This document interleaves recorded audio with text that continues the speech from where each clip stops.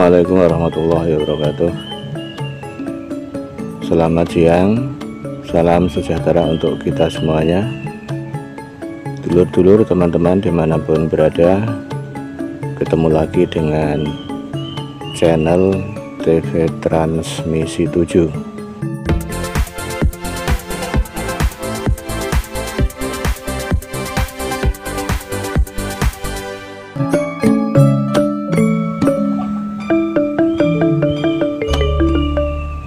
Kali ini kami sedang mengadakan lawatan ke sebuah situs keramat komplek pemakaman Simbah Sentono yang berlokasi di Desa Gunung Wungkal, Kecamatan Gunung Wungkal.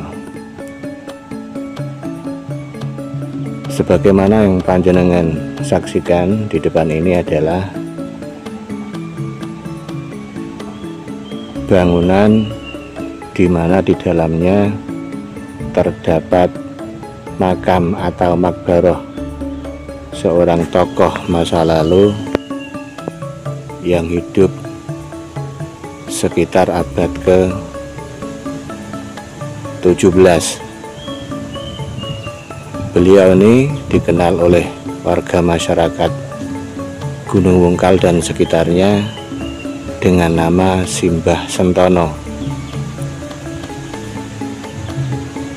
Nah, ini lokasinya berada di sebelah barat Desa Gunung Wungkal. Ini jalan ke sana ke arah Masjid Darussalam, ke Desa Gunung Wungkal, ke kantor kecamatan dan juga polsek. Sedangkan yang jalan ini ke sana terus ke arah selatan itu ke perumahan warga. Nanti tembusnya kalau ke selatan terus juga ke Jalan Raya Gunung Wungkal Perdopo. Nah, ini lokasinya sangat asri dengan panorama pertanian singkong dan juga ada beberapa pohon manggis. Ini juga ada rambutan yang sudah mulai menguning, ada pohon durian, ini jagung. Nah, yuk kita masuk ke dalam. Yang anginnya agak lumayan ini.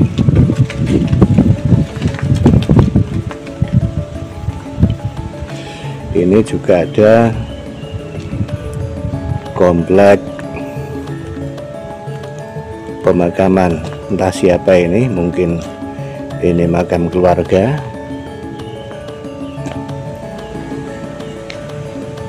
Ini banyak sekali. Nah,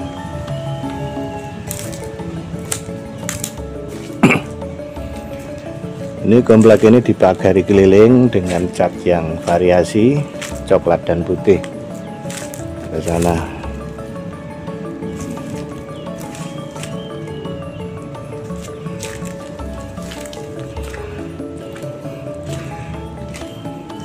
Nah, ini adalah pesarian beliau Simbah Sentono.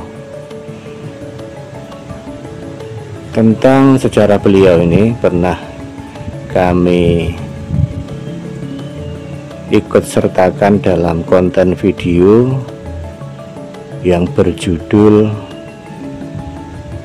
Sejarah Desa Jerai Giling dan Gunung Wungkal.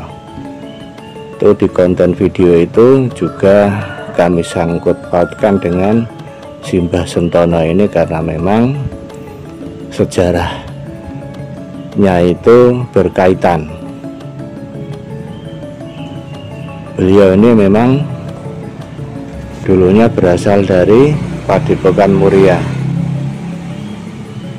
yang pada saat pengembaraannya itu beliau pertama kali di wilayah sekitar sini, lereng Muria sebelah timur, itu di daerah Jerai sana, sehingga di sana meninggalkan petilasan.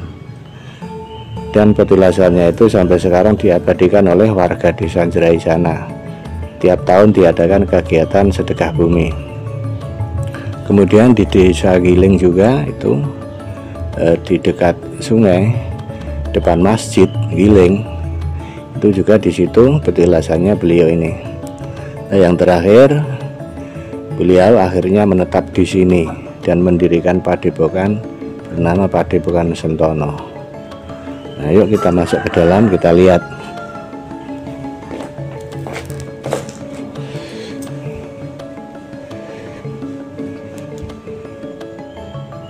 At-tahiyatul mubarakatuh shalawatut thayyibatu lillah. Assalamualaikum ayuhan nabi warahmatullahi wabarakatuh.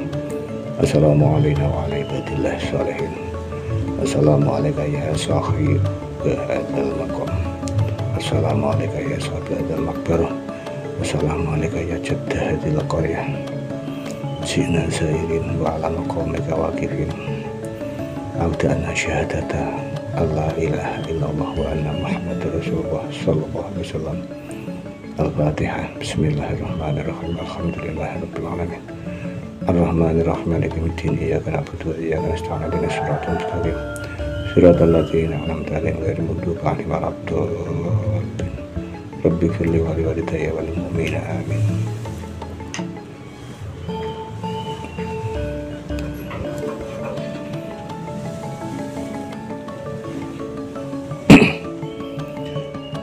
Nah, ini batu nisan beliau, banyak sekali ini laronnya, ini musim laron. Nah, ini batu nisan beliau berada di dalam jungkup kaca ini.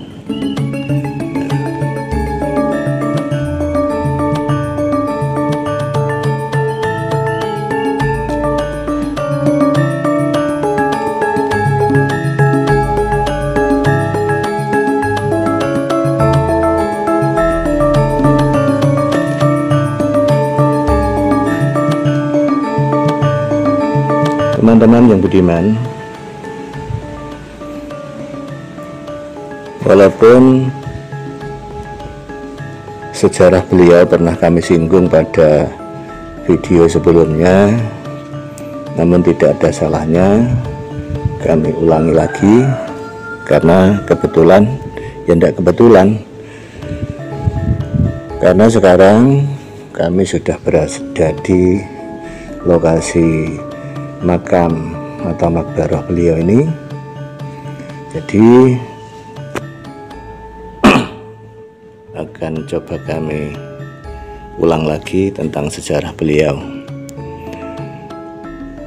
Namun sebelum kami jelaskan lebih lanjut tentang beliau ini,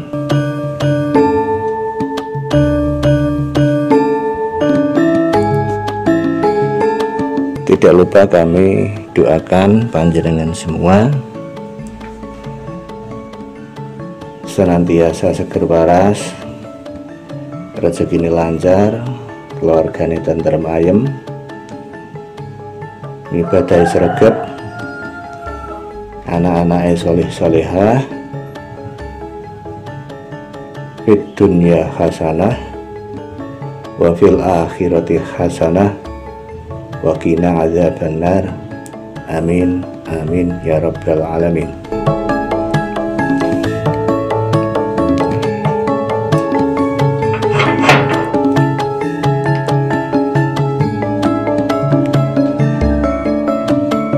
Teman-teman,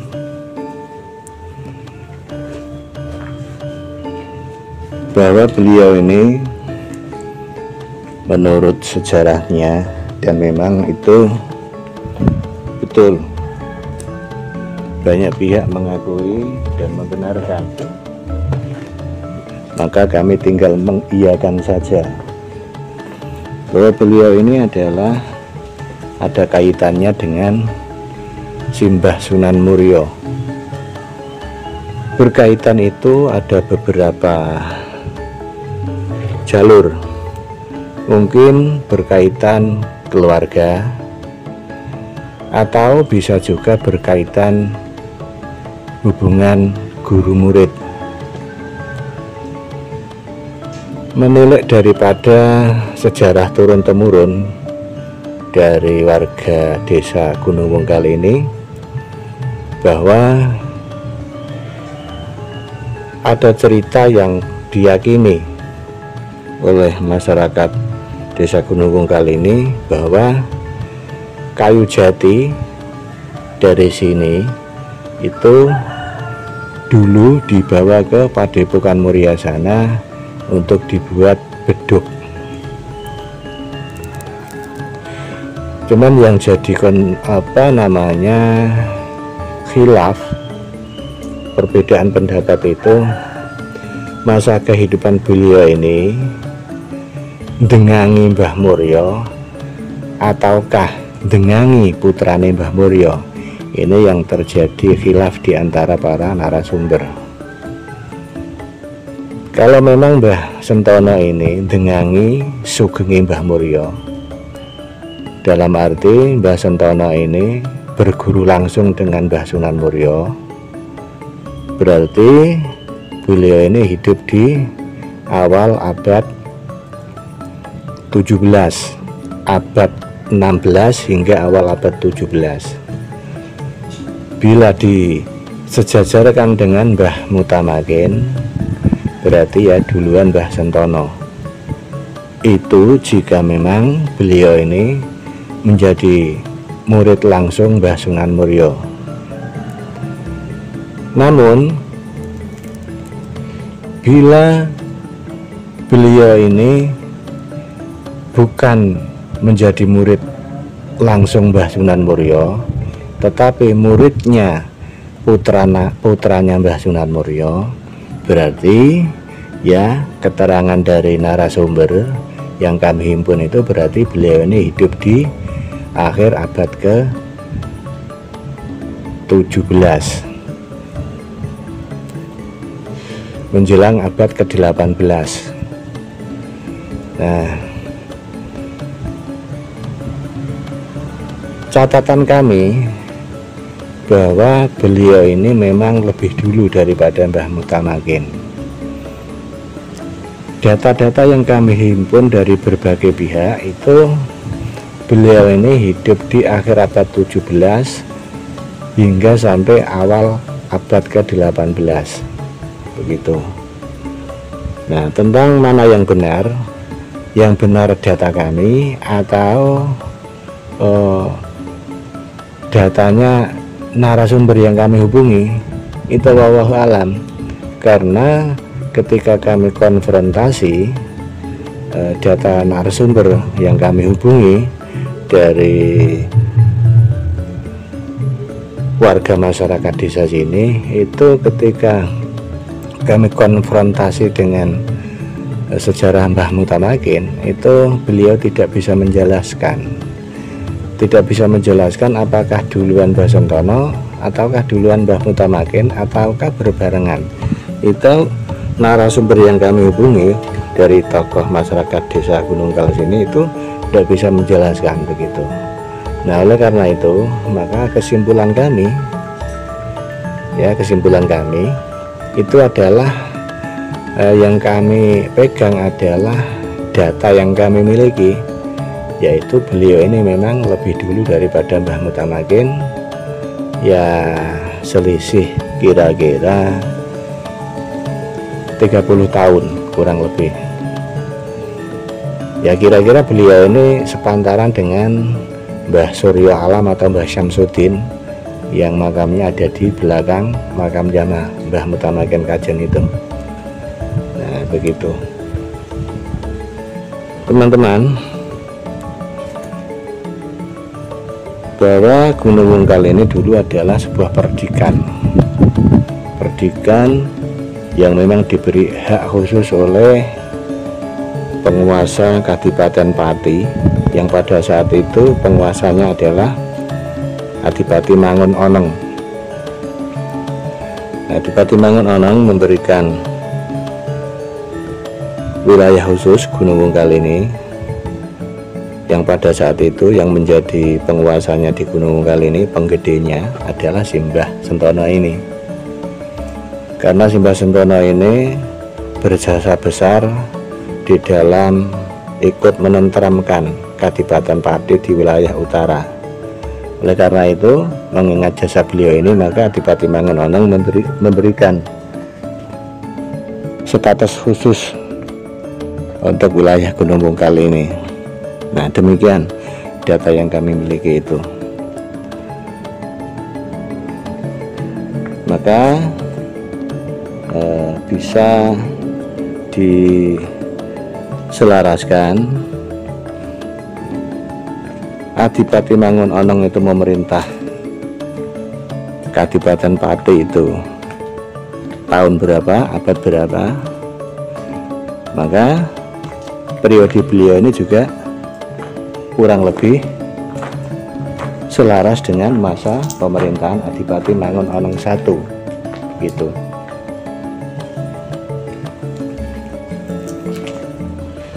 Oleh karena itu,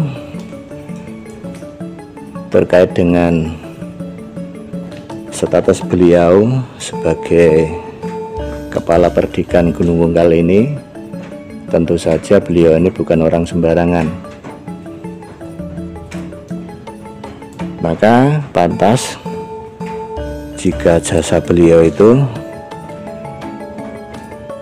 dihormati, dimuliakan oleh generasi setelahnya,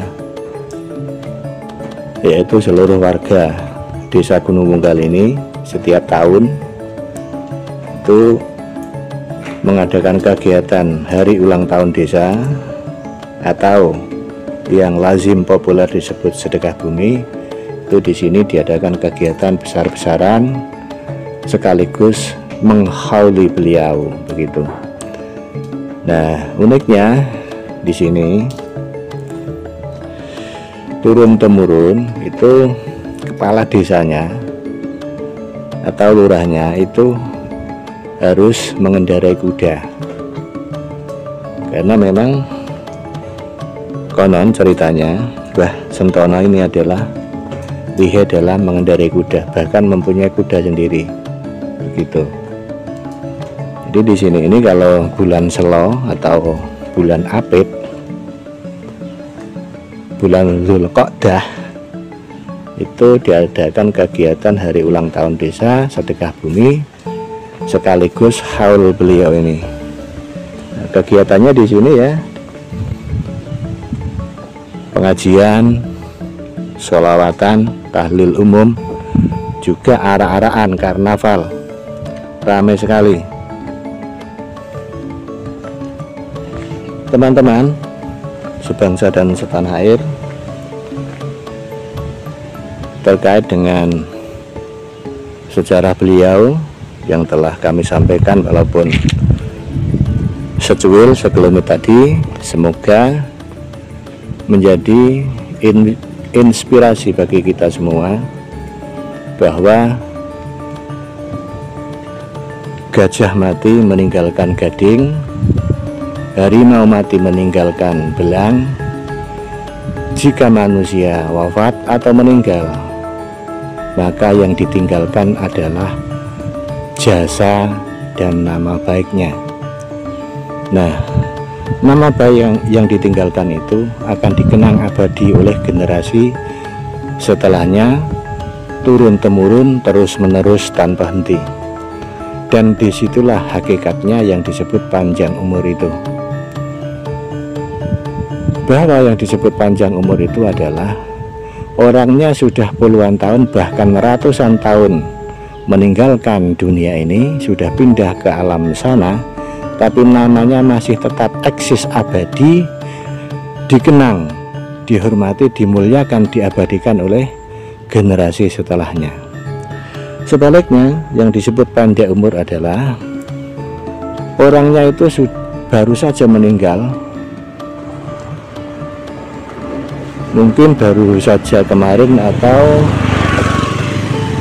minggu kemarin atau bulan kemarin, tapi namanya itu sudah dilupakan oleh orang, sudah dilupakan oleh tetangganya, saudaranya, teman-temannya. Nah, itulah hakikatnya yang disebut pendek umur. Nah, beliau ini sudah wafat ratusan tahun yang lalu. Bahkan sesuai data yang kami miliki, beliau ini wafatnya pada awal abad ke-18. Jika dihitung sampai sekarang itu sudah 200 tahun lebih, tapi namanya masih harum dikenang oleh warga masyarakat dan juga diadakan kegiatan haul. Nah, makanya beliau ini dikategorikan sebagai orang soleh, orang yang berbaik, punya nilai kebaikan lahir dan batin, dan kebaikannya itu memberkahi sekelilingnya dan juga generasi setelahnya. Teman-teman sebangsa dan setanah air, demikian tadi informasi yang kami sampaikan terkait dengan beliau ini. Jika memang salah, ya kesalahan itu adalah kebodohan kami sendiri. Namun jika apa yang kami sampaikan tadi itu benar, delalah benar, ya karena memang yang punya benar itu adalah Allah Subhanahu wa Ta'ala. Kami hanya sebagai corong, talang, sebagai perantara untuk mengatakan sesuatu yang kami tahu. Demikian, kurang lebih mohon maaf. Wassalamualaikum warahmatullahi wabarakatuh. Salam NKRI tetap jaya. Jawa yo kudu digawa, Arab yo ojo lali digarap.